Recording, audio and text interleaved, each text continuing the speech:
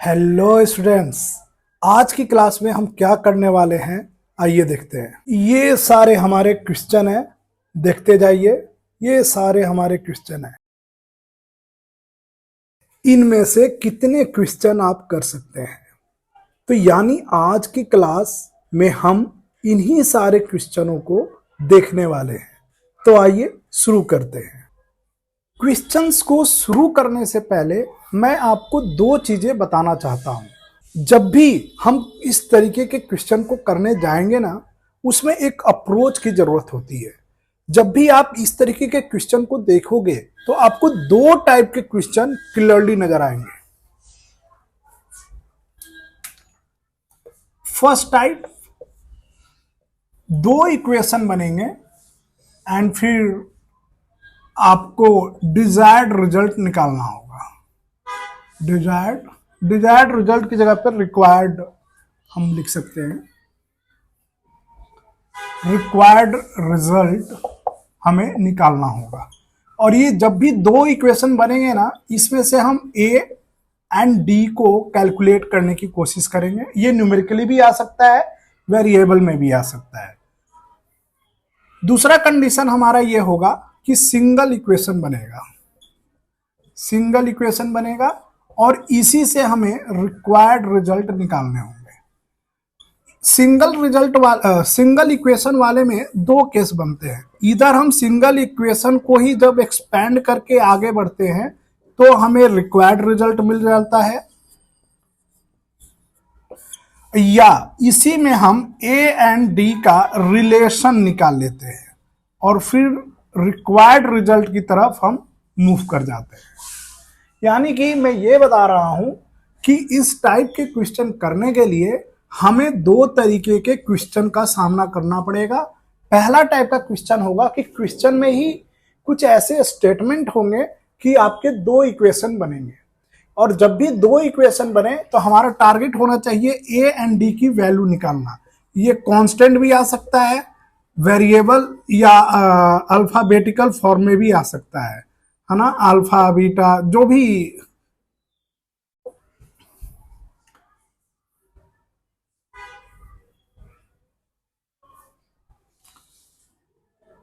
ये कांस्टेंट में भी आ सकता है और वेरिएबल में भी आ सकता है। ये भी कांस्टेंट में भी आ सकता है, वेरिएबल में भी आ सकता है। और जब हमें सिंगल इक्वेशन गिवन होगा तो उस एक्सप्रेशन में हम उसको जब एक्सपेंड करेंगे तो हमें रिजल्ट मिलेगा, या अगर हम ए एंड डी की वैल्यू निकाल लें तो रिजल्ट मिलेगा। यहां पर बिल्कुल हमें क्लियर हो जाना है कि दो इक्वेशन के केस में हम क्या करेंगे एंड जब सिंगल इक्वेशन बनेगा तो हम क्या करेंगे, ये बिल्कुल क्लियर होना चाहिए। चलिए तो क्वेश्चन सॉल्विंग शुरू करते हैं। आज का हमारा पहला क्वेश्चन ये रहा। इस क्वेश्चन में आप ये देखेंगे कि क्वेश्चन कह रहा है कि in a given AP if pth term is q and the qth term is p, then so that nth term is p plus q minus n। आइए देखते हैं। According to question it is given that pth term is q। तो pth term हम कैसे लिखेंगे? n term हम क्या लिखते थे? n टर्म हम लिखते थे a plus n minus one into d. तो हम pth term can be written at a plus p minus one into d which is equal to q। ये हमारा पहला इक्वेशन बनेगा। दूसरा रिलेशन बोल रहा है कि A Q is equal to P, यानी क्यूथ टर्म। तो क्यूथ टर्म के लिए इक्वेशन बना लेंगे A plus Q minus one into D is equal to P, and this is our second equation.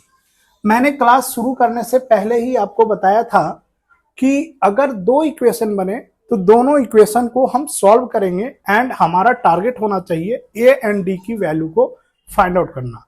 हम वही करेंगे। तो हम क्या करते हैं, इक्वेशन 1 माइनस 2 करते हैं, सब्स्टिट्यूशन दे रहे हैं। P d minus d is equal to q and a plus q d minus d is equal to p. हमने क्या किया, इसको ना एक्सपेंड कर दिया, इस वाले टर्म को और इस वाले टर्म को मल्टीप्लाई करके हमने एक्सपेंड कर रखा है।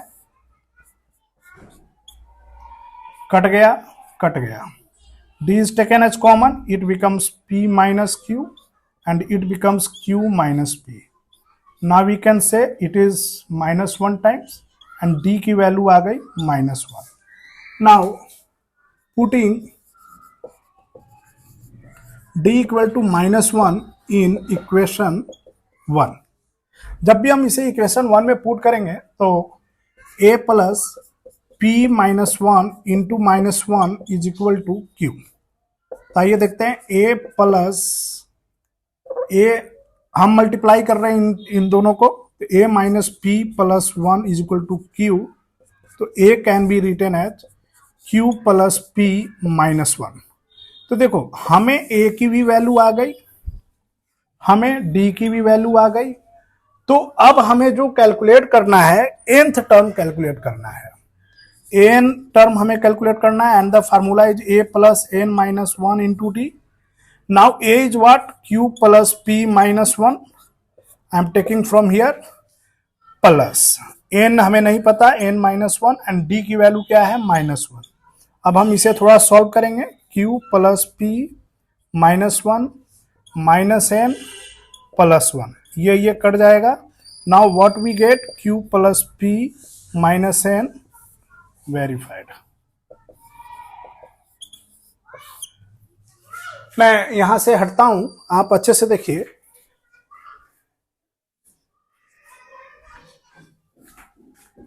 पहले यहां देखना है, फिर यहां से देखना है ना. तो ओवरऑल इस क्वेश्चन में क्या था, इस क्वेश्चन में ये था कि हमें pth टर्म गिवन था जो कि q है एंड qth टर्म गिवन था जो कि p है. हमने फार्मूला लगाया, pth term can be written as a plus p minus 1 into D is equal to q and qth term can be written as a plus q minus 1 into D is equal to p. दो equation बनते हैं, दोनों equation को solve कर दिया, then what we get, value of t. d की value minus 1 आता है, हम माइनस 1 की वैल्यू को इक्वेशन 1 में पुट करते हैं तो a की वैल्यू आती है which is q plus p minus 1. इसके बाद हम क्या करते हैं कि चूंकि nth टर्म को निकालने के लिए बोल रखा है, तो nth term is equal to a plus n minus 1 into d and a की वैल्यू हमारी q प्लस p माइनस 1 था एंड n माइनस 1 हमने बाय डिफॉल्ट लिखा है एंड d की वैल्यू हमने माइनस 1 कैलकुलेट कर रखा है तो माइनस 1 लिखा एंड सॉल्व किया, then we get q plus p minus n. And इस तरीके से ये भारी भरकम तहलका मचाने वाला क्वेश्चन आपका सॉल्व हो गया. तो इस क्वेश्चन का आप इसके सॉल्यूशन का स्क्रीनशॉट भी ले सकते हो या क्वेश्चन पढ़ने के बाद, सॉल्यूशन देखने के बाद खुद से भी कर सकते हो और जहां पर फंसो एक हिंट से ले लो. पढ़ने का बेटर तरीका ये है, कॉपी करना बेटर तरीका बिल्कुल नहीं है. पढ़ने का असली तरीका यह है कि कोई भी सॉल्यूशन देखिए, एक बार अच्छे से सॉल्यूशन देख लीजिए, सॉल्यूशन को बंद कीजिए, then try to do self. जब आप खुद से कर लोगे आपके लिए अप्रॉक्स परमानेंट हो जाएगा. चलिए अब हम क्वेश्चन सेकंड की तरफ या दूसरे क्वेश्चन की तरफ मूव करते हैं. ये रहा हमारा दूसरा क्वेश्चन जिसमें कह रहा है कि if m times the mth term of an AP is equal to n times the nth term, then we have to show that m plus nth term is 0. तो यानी कि according to given question we can say कि m times of mth term is equal to n times of nth term. हम यहां पर देख रहे हैं कि केवल एक सिंगल इक्वेशन बन रहा है एंड शुरुआत में ही बोला था कि जब भी सिंगल इक्वेशन बनेगा तो आपको क्या करना है, चाहे तो उसे एक्सपेंड कर देना है, जो कह रहा है वो डिजायर्ड रिजल्ट या रिक्वायर्ड रिजल्ट आ जाएगा, या नहीं तो ए एंड डी की रिलेशन निकाल लेनी है और फिर जो रिक्वायर्ड है उस हिसाब से आगे बढ़ेंगे तो हो जाएगा. तो इसमें केवल एक्सपेंड ही करते जाएंगे ना तो ये सॉल्व हो जाएगा. आइए देखते हैं.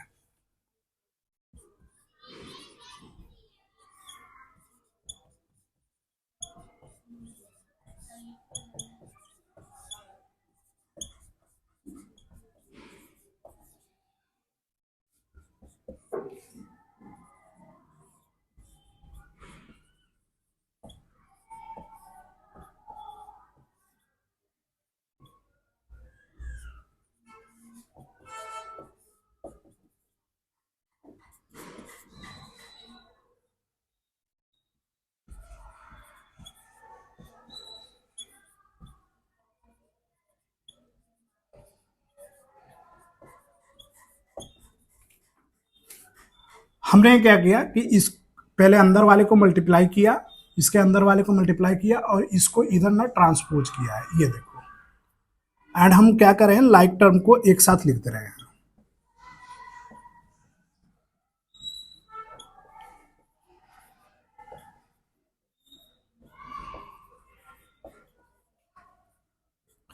इसमें ए कॉमन है,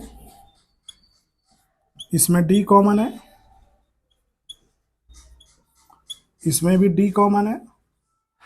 हम यहां पर जानबूझ के यही माइनस को हम यहां पर कॉमन ले रहे हैं ताकि हमारा m माइनस एन इसमें आ जाए और हम डिस्ट्रीब्यूटिव लॉ को लगा सके।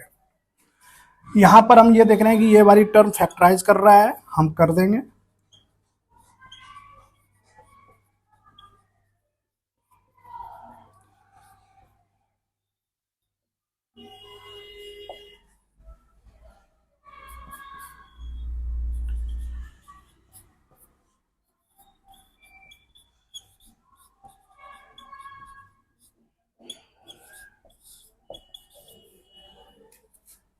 हम क्या करते हैं कि दोनों तरफ m प्लस एन से मल्टीप्लाई करते हैं एंड m माइनस एन को इधर लेकर जाते हैं।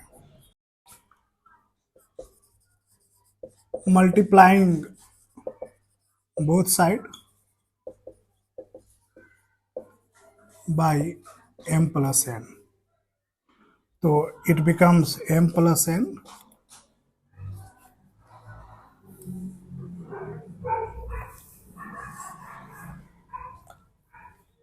Now see what is this? It is am plus n and which is equal to 0. Now it is verified. देखने में ये भी क्वेश्चन कम खतरनाक नहीं था, बट हमने इसको काफी इजी तरीके से कर लिया। इसमें करना कुछ नहीं था, जो गिवन था हमने उसी को एक्सपेंड किया एंड एक्सपेंड करते करते सॉल्व करते करते करते करते हमें, चूंकि हमें हमारा टारगेट क्या था ए एम प्लस एन, तो आप क्या करोगे पहले टारगेट भी देख लो कि हकीकत में है क्या। यानी अगर कोई टर्म ये आ जाएगा तो उसको हम एम प्लस एन बोल सकते हैं। तो हमने उसी की कोशिश किया और हमें यहां पर ही पता चल गया कि कॉमन लेंगे ना तो आ जाएगा। और ये सब चीज करने से पता चलता है, जब आप थोड़े एक्सपीरियंस हो जाओगे, 2-4 क्वेश्चन अभी हम करेंगे, आपको खुद पता चल जाएगा कि जब सिंगल इक्वेशन होता है तो कब एक्सपेंड करना है, कब डी की वैल्यू करनी है। एक्चुअली डी की वैल्यू निकालने में भी क्या होगा ना, आपको एक्सपेंड करना ही पड़ेगा। तो जो टारगेट है, अगर ये टारगेट आ जाता है तो क्यों हम फालतू का डी की वैल्यू निकालेंगे, उसी टारगेट को लिख देंगे। अब इसी में अगर डी की वैल्यू निकालनी होती या ए एंड डी का रिलेशन निकालना होता तो कुछ करना होता है ना, पहले इसको इधर ले जाते ए बाई डी या डी, कुछ ऐसा करना होता। तो this is the simplest way to do this question. Copy नहीं, कॉपी नहीं, एक बार देख लो एंड फिर खुद से ट्राई करो, है ना। कभी भी शांति से जब आप अपने स्टडी टेबल पे बैठे तो जरूर एक बार खुद से ट्राई करें। अगला क्वेश्चन,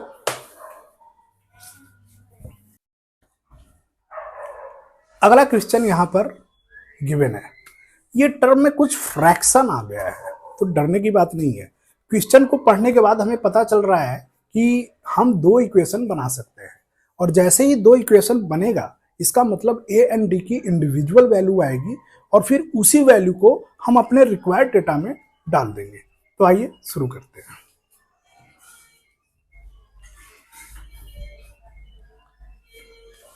कह रहा है कि mth टर्म जो है 1/n है, तो mth टर्म can be written as a plus m minus 1 into D is equal to 1/n and nth term is 1/m, तो we can write a plus n minus 1 into d is equal to 1/m। ये हमारा first equation, ये हमारा second equation, equation 1 minus 2। अब आप देखो बिल्कुल same way में सर आगे बढ़ रहे हैं। a plus m d minus d is equal to 1/m और a plus n d minus d is equal to 1/m। Subtract कर रहा हूं, खत्म खत्म, डी को कॉमन लिया, it becomes m minus n, यहाँ 1/n माइनस 1/m, एलसीएम लिया n m m minus n, ये m-n इससे कट जाएगा, तो d is equal to 1/mn। अब हम क्या करेंगे कि putting d in equation first. Equation first में जब हम पुट करते हैं तो a plus m-1 upon mn is equal to 1/n। तो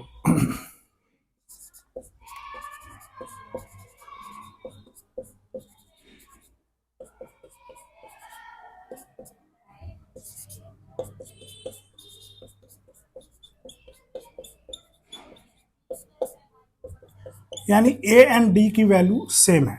अब हमें mnth टर्म निकालना है। mn can be written as a plus mn-1 into d. अब हम a की वैल्यू पुट करेंगे 1/mn, mn-1 इंटू 1/mn। इस पूरे टर्म को ना मल्टीप्लाई कर लेते हैं, 1/mn plus mn upon mn minus 1/mn। ये कट जाएगा, ये कट गया 1। वेरीफाइड। तो मैं हट रहा हूं। तो इस क्वेश्चन में ये था कि mth टर्म हमारा गिवन था विच इज 1/n और nth टर्म गिवन था विच इज 1/m। तो हमने क्या किया कि फार्मूला लगाकर दो इक्वेशन बनाए, इक्वेशन फर्स्ट एंड सेकंड। हमने फाउंड किया कि दो इक्वेशन गिवन है, तो हमने उसको सॉल्व करके a एंड d की वैल्यू निकाल लिया which is a and d both are equal which is 1/mn। अब चूंकि mnth टर्म हमें निकालना था तो हमने फार्मूला यूज किया amn एंड उसमें हमने वैल्यू पुटिंग किया। वैल्यू पुटिंग करते ही काफ़ी इजी तरीके से ये हमारे लिए सॉल्व हो चुका है। ठीक है, तो इससे भी एक बार आप सॉल्यूशन देखिए एंड खुद से ट्राई करना है बच्चे। अगर आप खुद से कर लेते हो तो अच्छी बात है। होप सो आज का सेशन आपको काफ़ी अच्छा लगा होगा। अपने दोस्तों के साथ शेयर कीजिए, लाइक कीजिए, सब्सक्राइब कीजिए। Thank you.